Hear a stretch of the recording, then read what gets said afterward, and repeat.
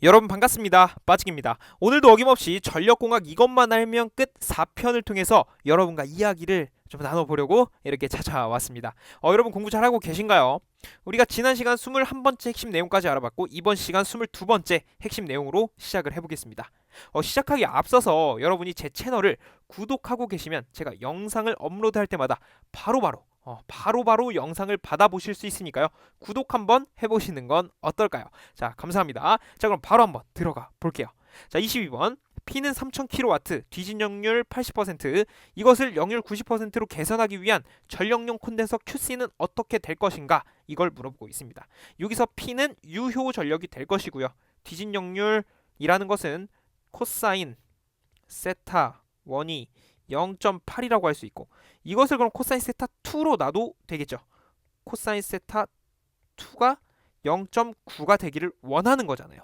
이게 0.8인데 코사인 세타가 0.8인데 이게 0.9로 되는 것을 원하는 거잖아요. 그렇죠. 그때의 전력용 콘덴서 용량 QC가 어떻게 되는가, 이것을 물어보고 있습니다. 자, 이것은 두 가지 방법으로 풀 수가 있어요. 자, 첫 번째는 텍스트를 이용한 방법이에요. 말이 텍스트지 그냥 공식을 이용하겠다라는 겁니다. 여러분도 잘 아시는 것일 수도 있어요. QC는 유효 전력의 탄젠트 세타 1에서 탄젠트 세타 2를 빼주면 되겠다. 여기서 탄젠트 세타 1에서 탄젠트 세타 2를 빼주고 유효 전력을 곱해주면 되는 것입니다. 자, 이 공식을 알고 계시면 좋지만 모르고 계셔도 지금 알아가시면 되는 거잖아요.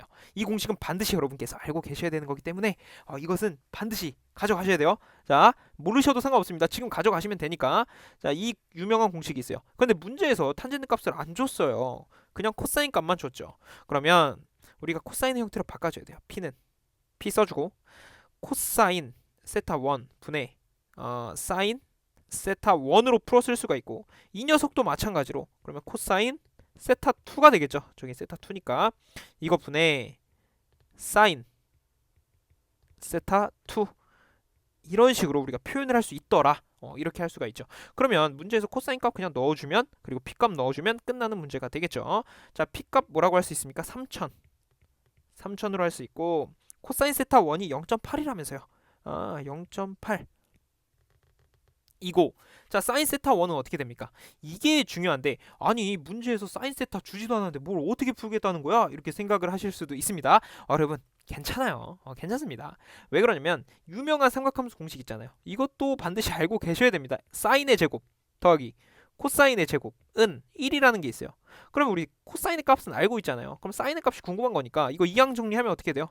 사인은 루트에 1 마이너스 코사인 제곱이 된다고요. 아니 나 이거 모르고 있었는데 어떡하지? 괜찮아요. 지금 알고 계시면 돼요. 지금 알아가시면 됩니다. 여러분 우리가 이런 거 알려고 공부하는 거지, 이런 거 알고 있으면 우리 공부 왜 합니까? 그렇죠. 지금 알아가시면 되니까 전혀 걱정 안 하셔도 돼요. 그러면 사인 세타 구할 수 있겠죠. 1 마이너스 코사인 제곱하면 된다면서요. 그럼 한번 해보죠. 루트에 1 마이너스 코사인 세타 1 어디 있습니까? 코사인 이거잖아요.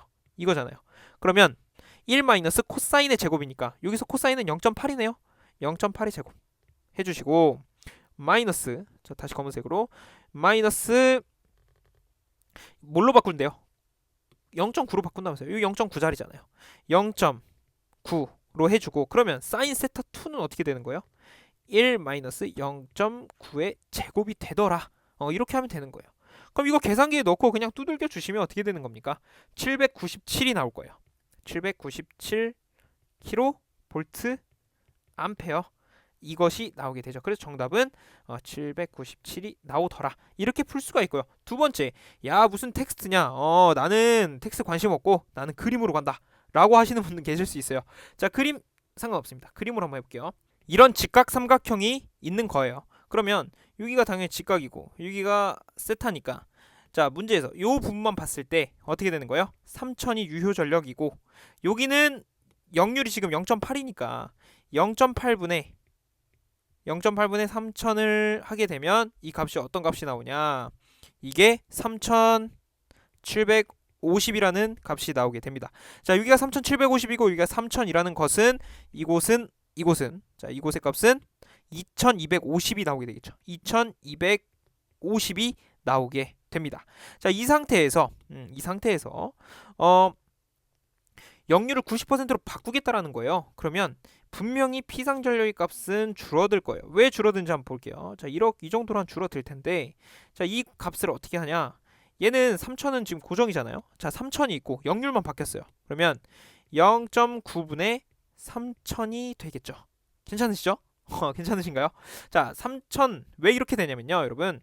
이거에서부터 시작을 하는 거예요. P분의 P는 코사인 세타잖아요. 즉 이거분의 이거는 코사인 세타. 그렇게 해서 구할 수가 있는 거고, 이거분의 이거는 사인 세타예요.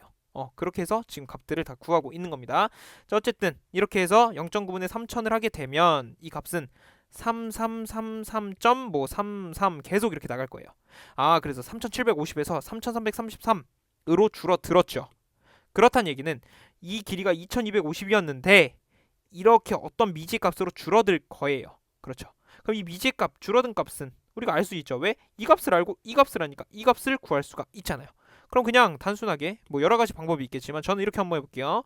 자, 루트 3333.33 제곱 빼기 3000 제곱, 이거 하면 이 길이 나올 거예요.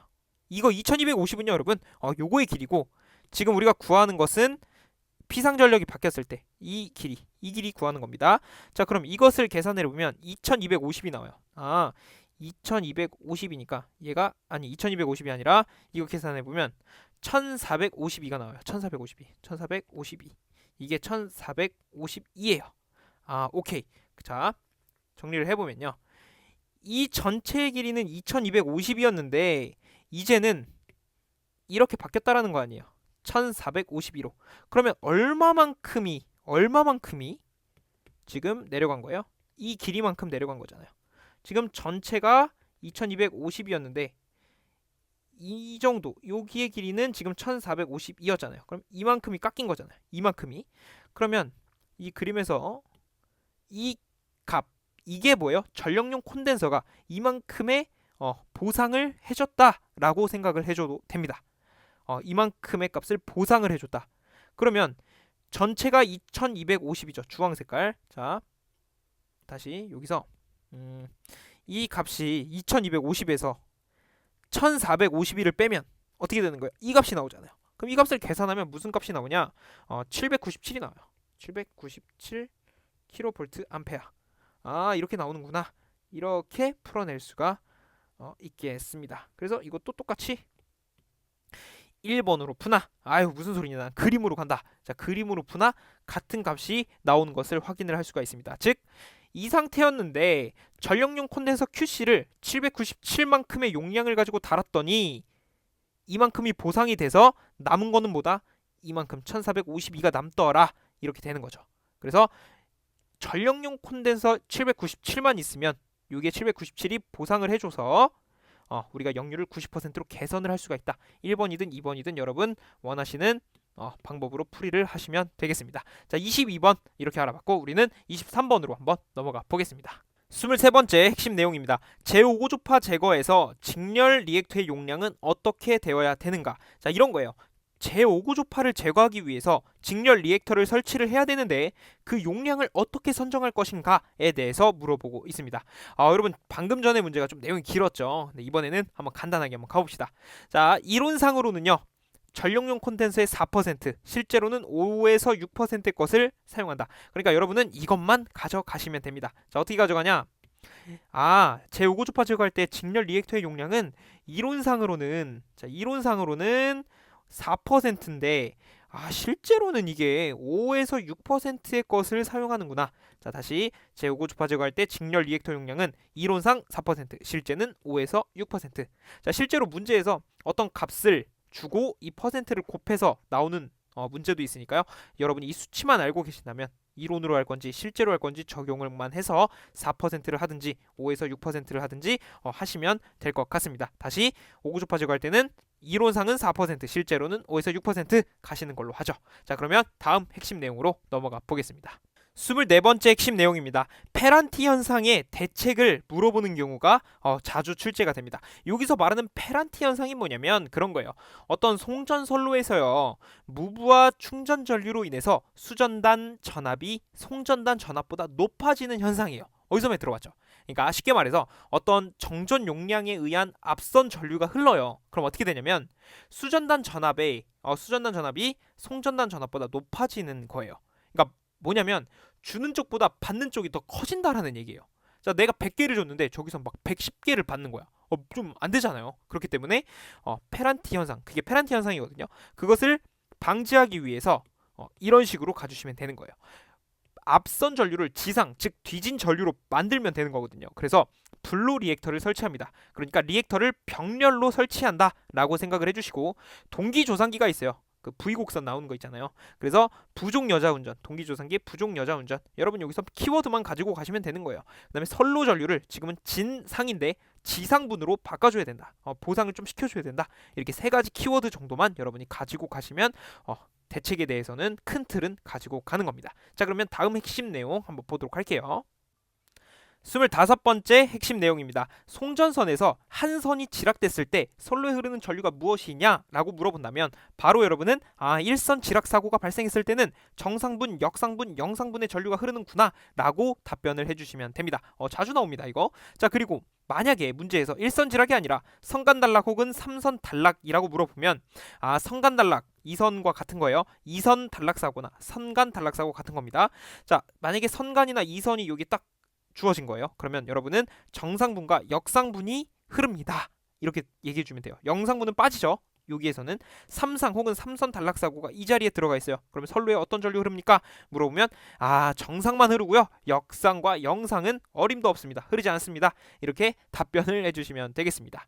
자, 이 표를 여러분이 여러분이 눈으로 지금 캡처를 해주고 계시면 언젠가는 반드시 요긴하게 쓰일 거예요. 그리고 제가 자료를 하나 더 가져와 봤어요. 이걸 가져왔는데 이게 뭐냐면 일단은 요 손부터 소개를 하자면 저예요. 예, 접니다. 이 빠지기 손이고 제 본명은 이제 송건웅이죠.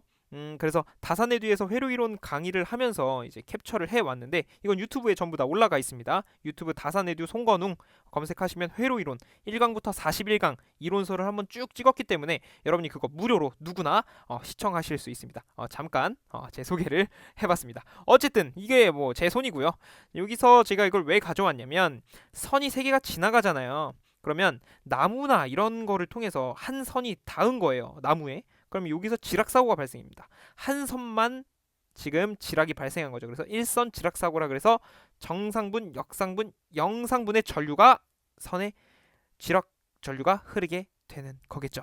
자, 그다음에 만약에 2선이 단락됐어요. 2선 단락. 이거죠. 2선 단락. 그러면 선 2개가 단락된 거예요. 단락이라는 것이 그냥 선끼리 붙었다 생각을 해주시면 돼요. 정확히 말하면 임피던스가 적은 상태에서 두 선이 붙은 건데 어쨌든 두 선이 붙은 것을 단락사고라고 합니다. 이때는 정상분, 역상분만 존재한다면서요. 정상, 역상, 2선 단락일 때. 그 다음에 3상 단락, 최악의 경우입니다. 최악의 경우 3개가 전부 다 닿았을 때 3상 단락 사고이고요. 정상분의 전류만 흐르게 됩니다. 그래서 여러분이 이런 그림과 같이 한번 이 표를 가지고 가시면 조금 더 직관적으로 이해가 되시지 않을까 하는 마음에 한번 강의 자료를 가져와 봤습니다. 사실 제가 준비한 문제가 여러 개 더 있는데 시간 관계상 그것까지 정말 하고 싶은데 할 수가 없을 것 같아요. 그래서 다음 편으로 좀 미뤄야 될 것 같고요. 사실 계산 문제를 지금 4편에서 한 3개를 더 하려고 계획을 했으나 시간이 그렇게 되면 한 3-40분 분량이 나올 것 같아서 일단은 그것은 나중에 기회가 되면 여러분께 다루도록 하겠습니다. 일단 오늘 다룬 내용들도 굉장히 시험에서 강력하게 작용하는 것들 중에 제가 뽑아온 것이니까 여러분이 이것만 좀 가지고 가셔도 학습하실 때 굉장히 도움이 되시지 않을까라는 생각이 듭니다. 그리고 여러분 거듭해서 말씀을 드리지만 지금 제가 뭐 이것만 알면 끝 시리즈를 하고 있는데 이것은요 반드시 복습용으로 보셔야 됩니다. 복습용으로. 이것이 메인이 돼서는 안 되고 여러분이 가지고 계신 플랫폼이나 어떤 인강 그런 게 있을 거 아니에요. 인강이나 교재 그런 거를 정량적으로 공부를 하신 다음에 주무시기 전 1-20분 대중교통 이용하시면서 1, 20분 그럴 때 복습용으로 봐주셔야지 이것이 절대로 메인이 되면 안 됩니다. 자, 왜 안 되는지는 여러분이 더 잘 아실 거라는 생각이 듭니다. 자, 그러면 오늘 영상은 여기까지고요. 오늘도 함께 공부해 주셔서 대단히 감사드립니다. 그러면 저는 전력공학 5편으로 빠르게 다시 여러분께 찾아오도록 하겠습니다. 오늘도 함께 공부해 주셔서 대단히 감사드립니다.